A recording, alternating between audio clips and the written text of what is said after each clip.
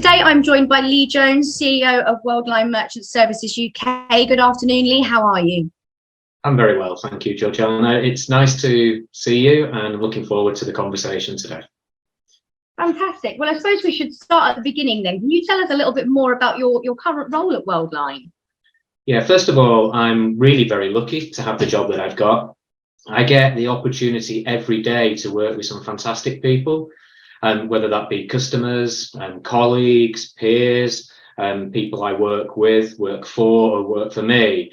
And also the industry that we work in, payments, it's fantastic because every day is a challenge. Every day you face something new. And in terms of my job specifically, one of the things that, I try and do is create the right working environment for people so that they can be comfortable and ultimately as confident as we can make them so that they're able to do the best they can do, be the best they can be, and deliver the best service for our customers. So for me, I'm one of the sort of managers or leaders, if you like, who look at things and go, you know what, my job is to empower people and help move the blocks that get in people's way and effectively get out of the way and lead them to it and support and guide where needed. Like I said, I think it's a wonderful job. I get to work with a lot of people who are really passionate about what they do, as I am myself, and that's why I've been in payments now for over 20 years. And wow. One of the things that I do like about what I do as well is that we're always receptive and open to challenge, and we have to be. And like myself, I think that's one of the biggest things that we have at Worldline, and I try and bring to me every day is that even if we do a lot of things really well, it doesn't mean we can't do things better and we can't improve, etc. And we've got to embrace change and embrace challenge. And I think I'll probably touch on a little bit of this as we go through this discussion.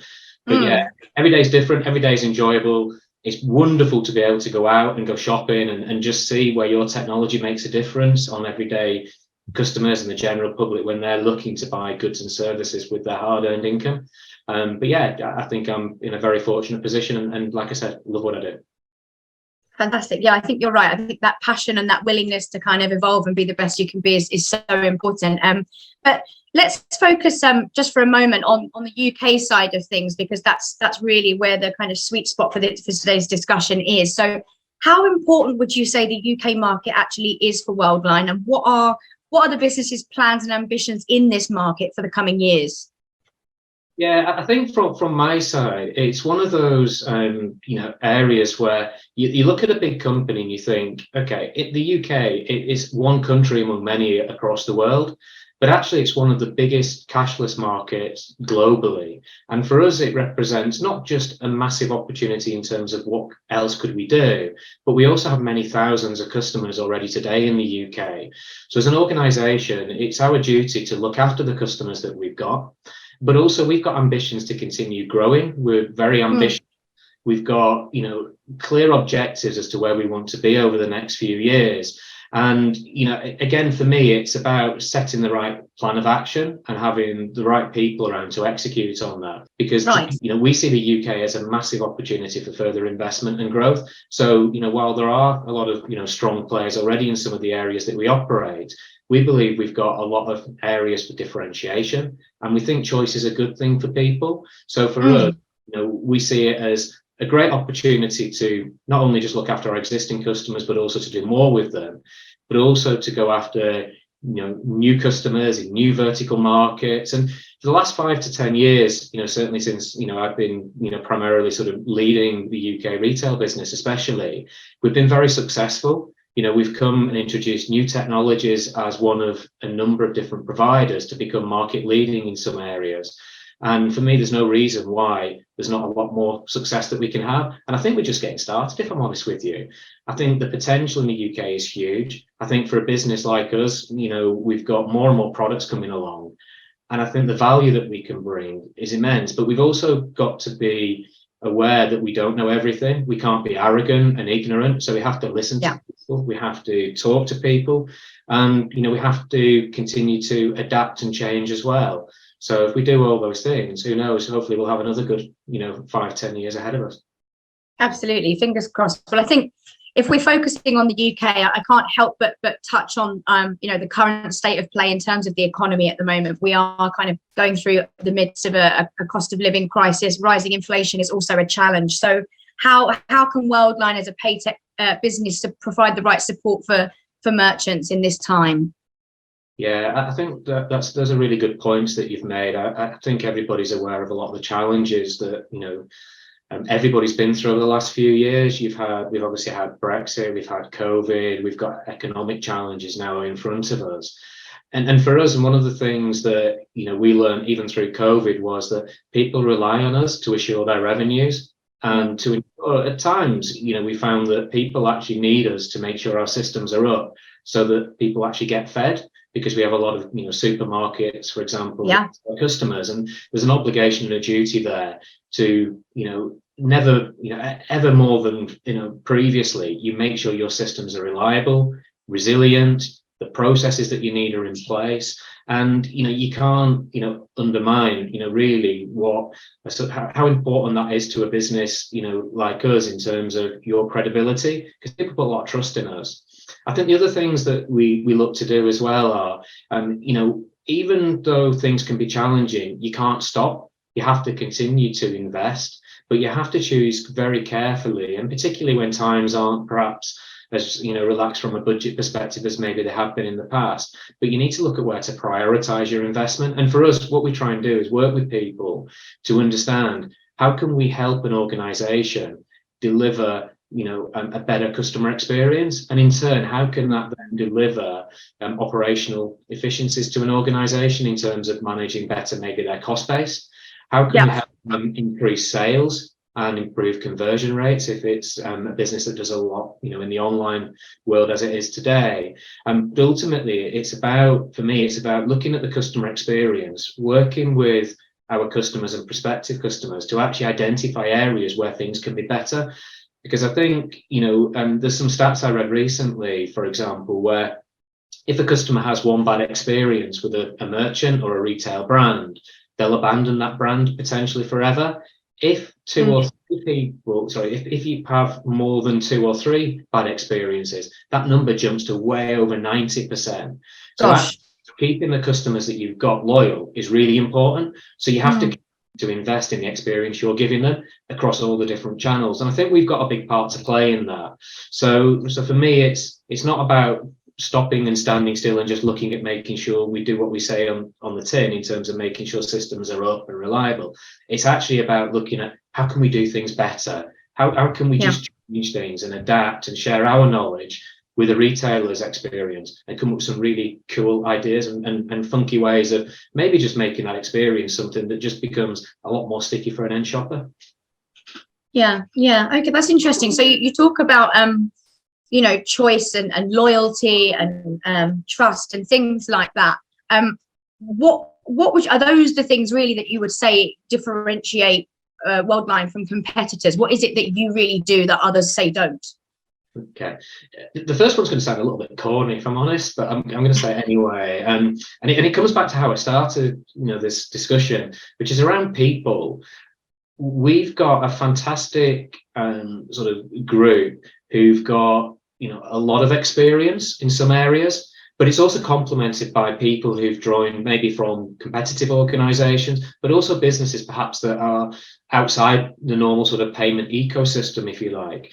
So when we bring all the people together with the experience we've got, with experience from other organizations who maybe do things in a slightly different way, so we look at how we can improve the services we provide, and then you complement it with people who've just got a complete blue sky thinking approach, because they've not been maybe institutionalized by being in a company for a long time perhaps, or blinking because their focus has always been around payments. We get a really good diverse set of inputs and feedback, and that helps us then to always be looking at how we can be better, and then we take that into the way we work with our customers, and also our people really care. So there's a lot of passion in the organization, and our teams, they hate it if we're not never mind being a day or a week late on a project, but a minute late. It's something that pains them, and well, there's an inevitability about it, and some people often say, I feel really disappointed because we were a little bit late on this, or we've not quite managed that. And I said, look, it's fine to be a bit frustrated, and everybody knows things happen, but at the end of the day, it's the reasons why you feel like that that's important, and it's because you care. Now, you've got to have a balance so you don't take that too far, because you've got to be careful from your mental health perspective. But I think caring is a good thing. So when people deal with us, they deal with people actually who care about stuff. I think the other probably two areas I would probably touch on are credentials as well. We're trusted by some of the biggest brands who process the biggest volumes and have the highest peaks of transaction throughput. And because these big brands and global brands processing in some instances, well over 1 billion transactions a year, have the confidence to put their trust in us, that should make many others feel reassured that we're a good partner for them moving forward. Because if it's good enough for X, it should be hopefully something that I can benefit from, and actually I'm walking with somebody else. And then the final piece is around breadth of offer. Well, we have a lot of new services. So since Ingenico was acquired by Worldline, a couple of years ago, one of the things that's really struck me is we've got more now than ever to actually sell to people. And frankly, for me in particular, because I like to know what we sell and how we sell it and what value it brings, it's a bit of a nightmare, because actually keeping up is a real challenge. So and I'm finding that increasingly so. But what it means is that actually the more things we got to offer, the more value we can bring. But it's about us listening to make sure we refine our messages and our solutions to help our customers either address a challenge or a problem that they've got, or leverage and maximize an opportunity that they face.